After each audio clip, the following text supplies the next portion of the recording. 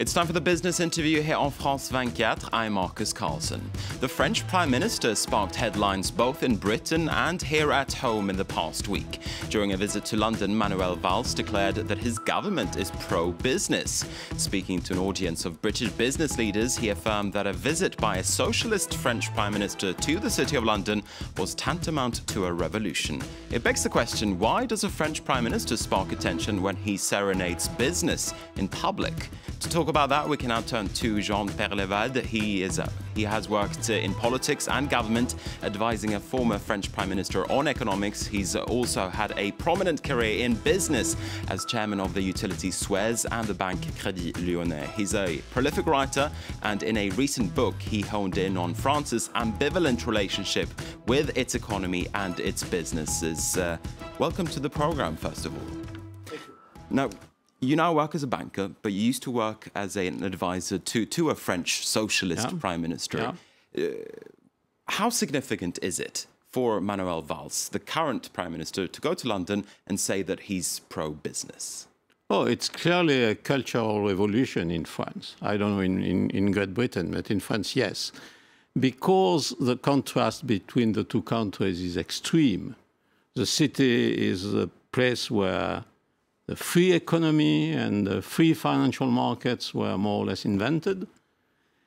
And France is a European country where the state is considered as the only actor of any economic enterprise. But the French government has often faced accusations that it's anti-business. You seem to be saying that perhaps there is a point to that criticism, yes. Whereas the French government is usually saying that's French bashing. We are not anti-business. What do you say about that? That's new. Saying for a prime minister, a French prime minister saying I'm pro-business is totally new, because in the French idea, the economy is just an annex of politics.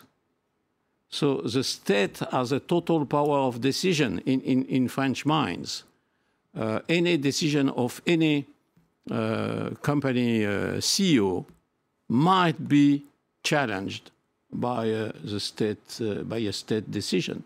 Now, you talk about this in a recent book that you've come out with. In French, it's called Histoire d'une névrose, la France et son économie. In English, that basically translates into History of a Neurosis, France and its economy. Yes. Why is France neurotic, as you would put it, about its economy? Because once again, we never consider the economy as a way to exchange with foreign countries and to have a sort of mutual advantage in the exchange. It was never considered as a way for individuals to become rich. You become rich in France, you are immediately suspected. Mm-hmm. So in the French history, the economy was just an annex of politics, and the economy was a way for the monarch to prepare the war. What are the historical roots of that? Why do you think we are where we are? For a factual reason. Maybe the British and the Anglo-Saxons and the French themselves, they don't realize that in the whole French history, France was, of all the European countries, the country who did war more often. Much more than the British, much more than the Germans. We never stopped doing war. So that's led to this top-to-bottom model, absolutely, so to speak. Absolutely, because when you have a look at the economy, even recently, when you are in a war period, there is no longer any freedom for a free market and so on. Everything is linked to the fact that the country is trying to win in a war. But is France not a free market economy in 2014? A lot of people would argue with that when you say no. No, it's not. It's not in the minds. For instance, something which is, in my view, extremely important for the development of the free market, of the free economy, is what I would call the contractual freedom. We may decide to sign a contract, you and me. Mm-hmm. And that's it. And if you are not happy with that, or if I am not happy, if you misconduct, or we go to the courts and have a judge saying who is right and who is wrong. In France, it's totally different. You cannot have a contract without a potential decision by the state that this contract is not adequate at any moment.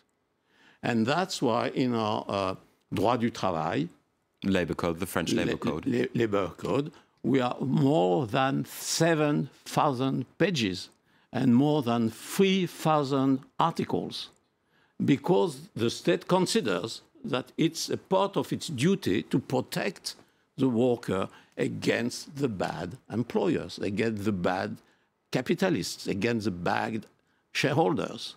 So the idea that we don't mind where the wealth is produced, the state for us is responsible for everything, giving us money, giving us the right to get health protection, to get pensions, and to get some work, and nobody wonders where the money is really coming from. And I just want to drill down a little bit on the arguments and the arguments that you're making. You're basically saying that this has led to a situation where entrepreneurs in France and businessmen and women are seen as a threat to a certain extent to politics. Explain that a little bit more. Because, once again, since the revolution, in fact, we kept the previous model with a very centralized power. So it's written as such in the French constitutions. There is nothing between the state and the citizen. Any intermediate structure is considered as politically suspect and illegitimate. And so if you take a large company, it's clearly an intermediate structure with a power, a local, a partial power, but it's seen by the French citizen and the French politicians as a sort of trouble in the direct relationship between the state and the citizens.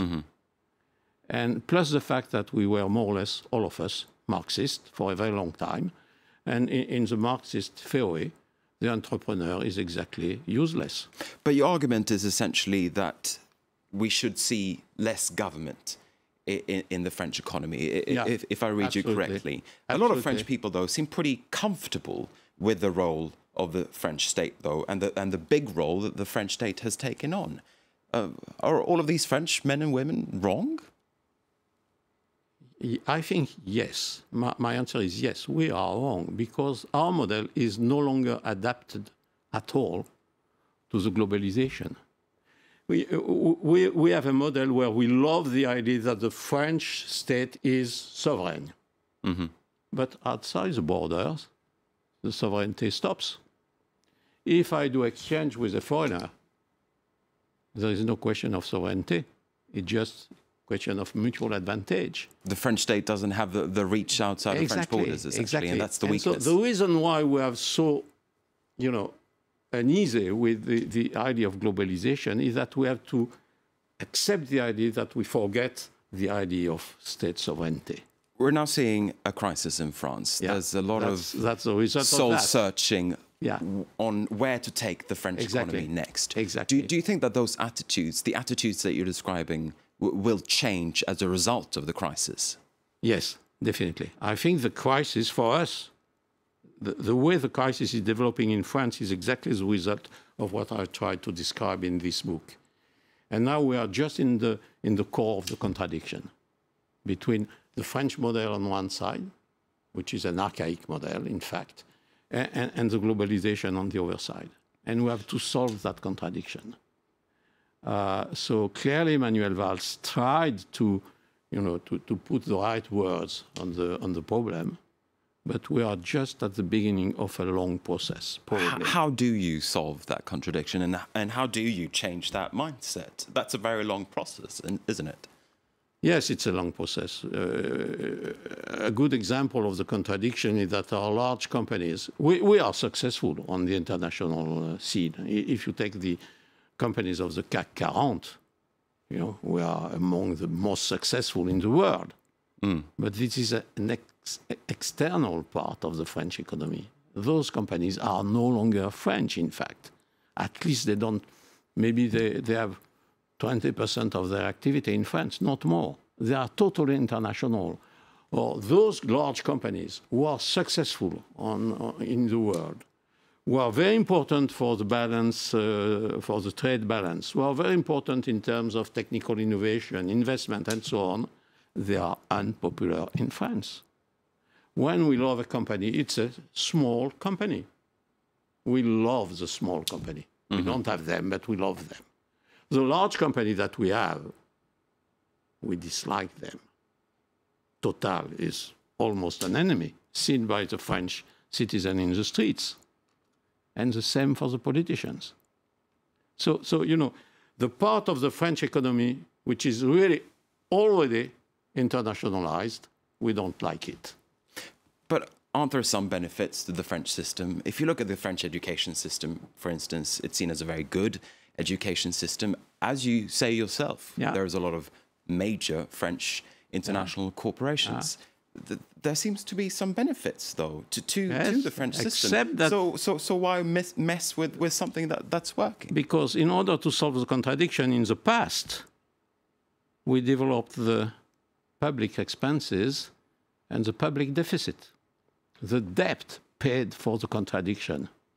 And now we have reached a point where it's finished.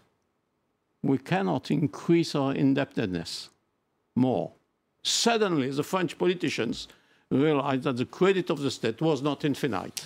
Bad surprise. And do you think that the current government is dealing with those issues? It is making cuts, after all. It's announced cuts to the tune of 21 billion euros next year. They are just starting.